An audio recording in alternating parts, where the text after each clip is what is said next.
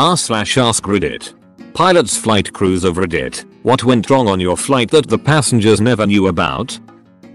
A colleague of mine was flying with a captain who couldn't stop giggling since he got on board his 737. Only when they were cruising that the captain took out a yellow live baby duck from his flight bag. Couldn't believe the story, but the dude recorded a video of a little duck chilling in the sun on top of the mode control panel. As a kid, 8-9, I flew in a small plane with my Air Force dad and his friend.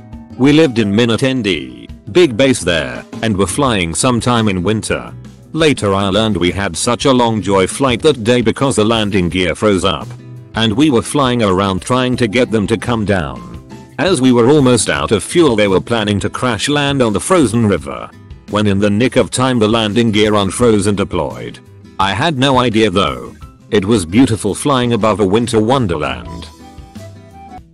This thread should know there's a small, dead subreddit called Our Tales from Flight Desk that could benefit from these stories. Shit breaks all the time. Normally nothing so bad that the plane is gonna crash, but important enough that we take some sort of corrective action. The systems in planes, I fly a corporate jet, are so redundant and interconnected that you don't always know for sure what's actually broke. Example. You might get a message saying that your ground spoilers failed, but you can look back and see that they're working just fine. Turns out it's just a sensor gone bad. But do you think I flew the plane again until that sensor got fixed? Hell no. So to answer the question, they almost never know. Edit. They don't know until they get the maintenance bill. Edit number 2. My highest rated comment, and it's probably because someone read it while on the toilet. Not a pilot, but used to do work on one's house. My favorite story was the time the heater went out in the cockpit but not in the rest of the plane. So the pilot and crew are up there freezing, putting all their clothes on trying to warm up. Instruments and whatnot are freezing up. They had no idea if they were going to be able to land. I'm not a pilot or flight crew, but I am an aircraft hydraulics specialist in the United States Air Force. Had a jet in-flight emergency for loss of hydraulic quantity.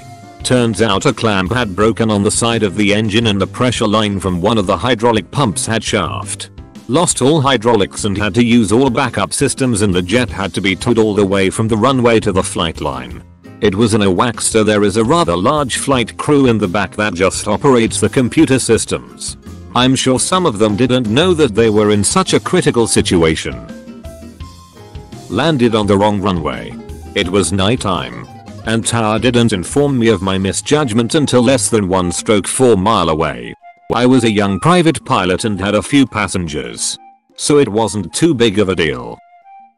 While staring up into the rotor system one evening under nods, I suddenly realized there were 2 rotor systems. A Versus 22 was supposed to land in the 3rd spot adjacent to us. Instead they parked next to us with rotor systems running over our rotor system. We emergency engine shut down and ran. While laying in the dirt, both of us crew members asked each other who got the passengers. Neither of us did. We didn't say shit to them when we got back in. I was flying 2 of my friends back from some tasty barbecue in Georgia a few years back. As we got closer to home, the weather really started to get bad. A lot of pop-up storm cells. It was a perfect situation for my iPad, used for navigation charts, to totally die, as well as my onboard weather radar. I was internally panicking, and air traffic control was my saving grace and helped me get home safe. A few months later my friends asked the same question. They said I looked so calm, so they figured it was no big deal. I wasn't the crew on either, but my service had 2 pretty severe bird strikes within several weeks of each other. One was a hawk of some kind and the second was a duck. The duck strike happened with a patient loaded, evidently just as the pilot was flipping his NVGs up. The duck came through the windscreen and went to smithereens along with all the plexiglass. I helped clean up the back of the helicopter later, and it looked like a duck had swallowed a duck of lit dynamite. The strike also happened at the exact moment the med crew had pushed a medication that relaxes all the muscles in the patient's body, including breathing muscles. And in spite of the chaos they continued their procedure and successfully controlled the patient's airway. The pilot also continued the flight in spite of being covered in duck blood, guts, feathers, as well as his own blood from his broken nose. The crew, and the other bird strike crew, received commendations for their calm composure under the circumstances. It's pretty mind-boggling the damage a several pound bird can inflict. Ground handler Loadmaster here. Had a 727 come in once with most of a tree in the leading edge of the wing. Pilots were on approach and were too low while still being too far out. They knew they hit something but they weren't quite sure what it was. Turns out they clipped the top of a very tall tree while still being miles away from the runway. There was no reason for them being that low that far out. It could have been so much worse. What on earth is this mountain goat doing up here in the clouds? I was cruising in 35.000 feet in IMC conditions, in clouds. We had the weather radar turned on to check for CBs, thunderstorm clouds, since there were reported CBs in the area. But the weather radar showed nothing. I was chatting with the other pilot when I all of a sudden started to hear small pling pling pling sounds on the fuselage. And then, before I knew it, we were being tossed around like nothing I've ever experienced before or after. I immediately knew that we had flown into a CB, and that it would make no sense to turn around, climb or descent. We could only hope that it would be over soon. 30 seconds later we exited the cloud and were in VMC conditions, clear blue sky. I looked back and saw this massive fucker of a cloud. I still get goosebumps thinking of it now. That is the only time I've been really afraid in the cockpit. I informed the passengers that we had entered an area with unexpected turbulence or something. Lesson learned. Always carry a fresh set of underwear in your flight bag. I'm not a pilot, but flying into Vegas one time the whole plane rotated counterclockwise about 40 degrees while we were in landing approach. The captain immediately went full throttle, aborted the landing, and came around for another pass. He chuckled, haha, little wind shear there. Folks, sorry about that into the intercom, but I'm pretty damn sure he'd just saved all of our lives. I peeked in the cabin to thank him as we disembarked, and he looked like he'd seen a ghost and lived to tell the tale. I wasn't carrying a passenger, but I think it's a relevant story. I was 19 and had bagged myself a flying scholarship from the RAF. They basically paid for me to go to a civilian flying school for a month and learn how to fly. So, I was out on my first solo cross-country flight, and about 20 miles in, was just about to make my turn that would take me over the Pennines, a long range of hills that formed the spine of the UK, and being a diligent pilot was constantly checking my instruments. All of a sudden my oil pressure gauge just dropped to 0, and I quite rightly got a bit worried. I immediately turned around and made my way back to the airport, whilst picking out fields where I could make an emergency landing should my engine suddenly stop. I made it back safely, taxied back to the flying school hangar, and shut down. I immediately reported the fault, to be told, oh yeah, it does that sometimes. I'm sure you can imagine how unimpressed I was. I've had medicals on board where we're dealing with them in the galley, going to get the oxygen, and other passengers will stop me to ask me how long it'll take for their food to be cooked because apparently they've been waiting ages. I was on a commercial flight, not a pilot, and the woman next to me was talking about how you rarely see other aircraft when looking out the window. So I explained that it's a big sky, etc.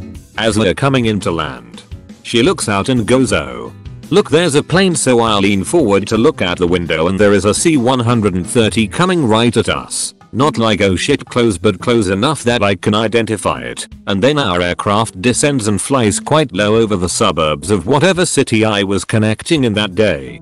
We land, and as we taxi I see that there is an Air National Guard C-130 unit based there. We walk off and the crew is saying goodbye.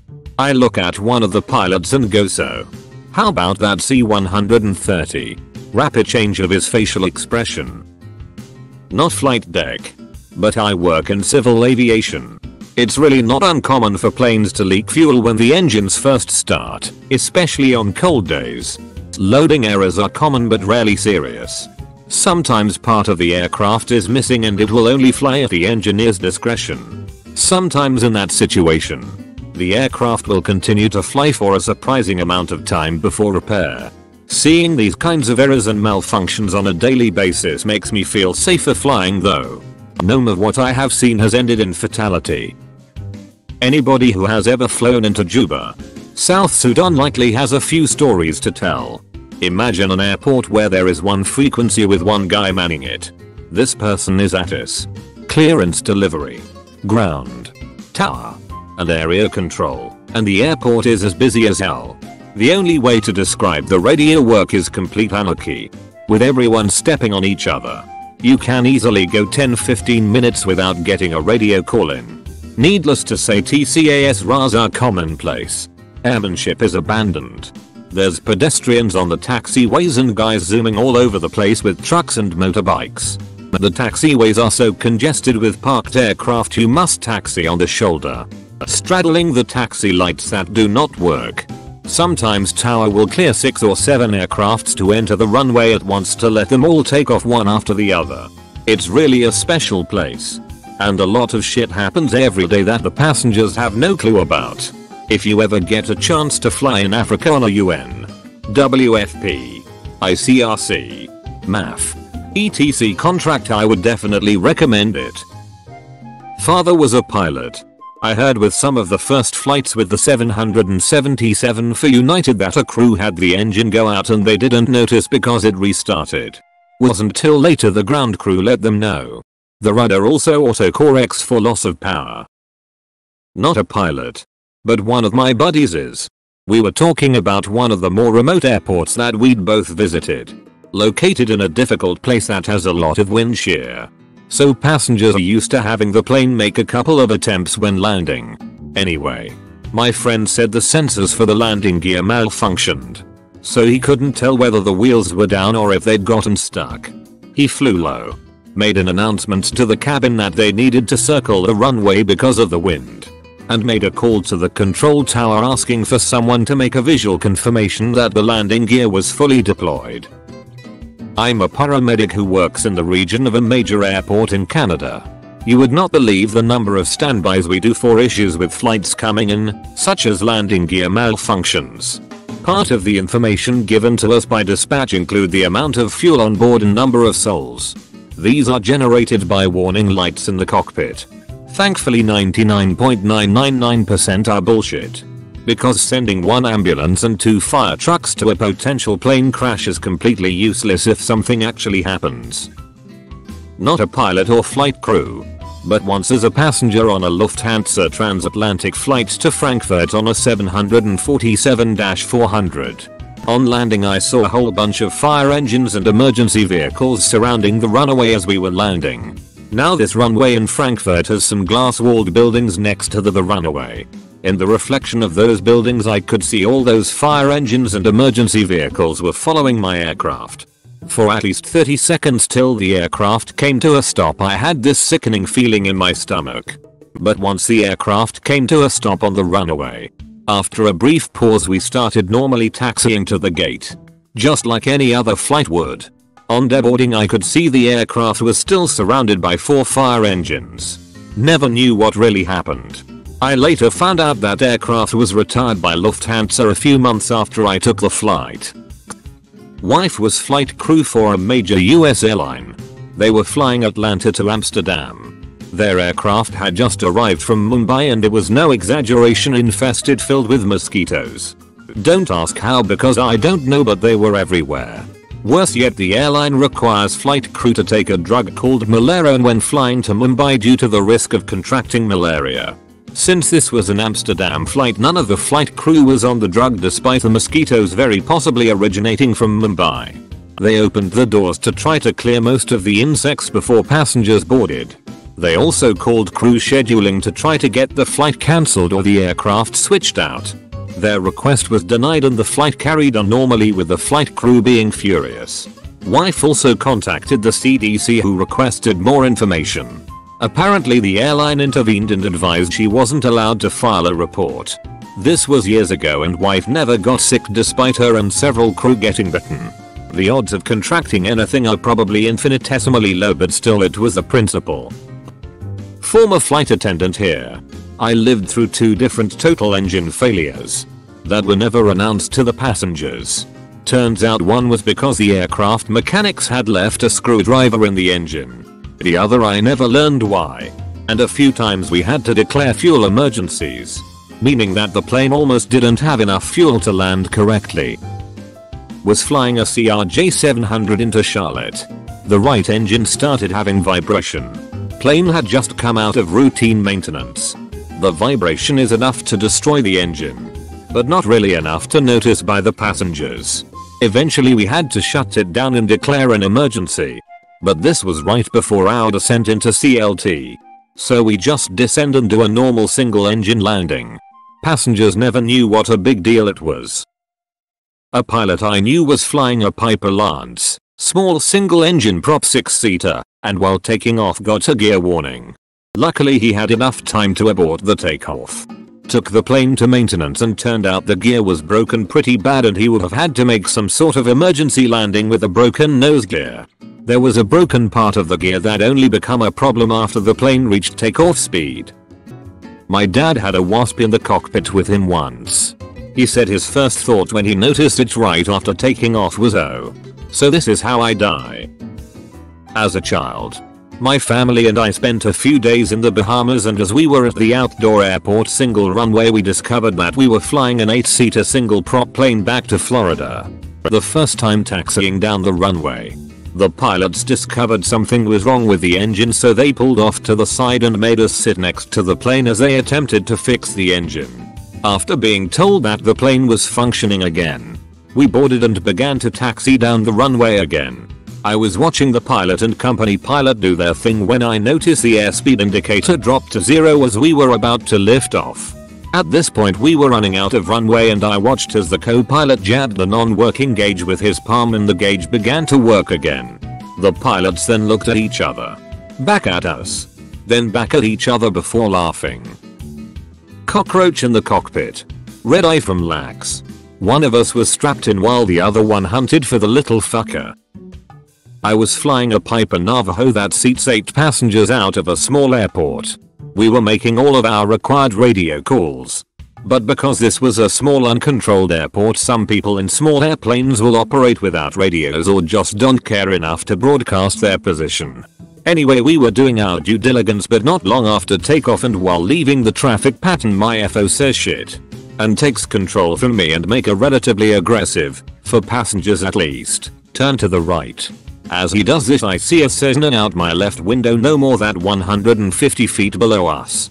We essentially climbed through the altitude he was cruising at and turned to avoid him. Only one passenger noticed when we got to the destination and he told us it was a good move. Good times. It was a flight from Kansas to Oregon. And as we were mid-flight, a hawk fucking dive bombed the wing and dented it. The pilot announced the subtle thud as minor turbulence. But the crew knew what had happened. No one knew how the hell the hawk was flying so high. It was a smaller plane.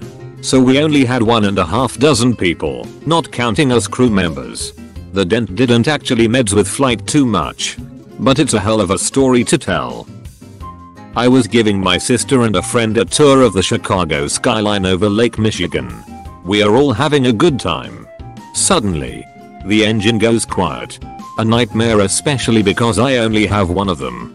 The silence was noticeable and my sister looks at me and starts to panic. The engine comes back within about 3 seconds alive and well. And I head for the nearest airport. In a small propeller plane, it is hard to hide the silence of the engine. But since it came back, I acted like nothing happened. I don't think they realize how critical of a situation it almost was. If you want to get nothing in return, you can like and join my Discord. There is a link in the description.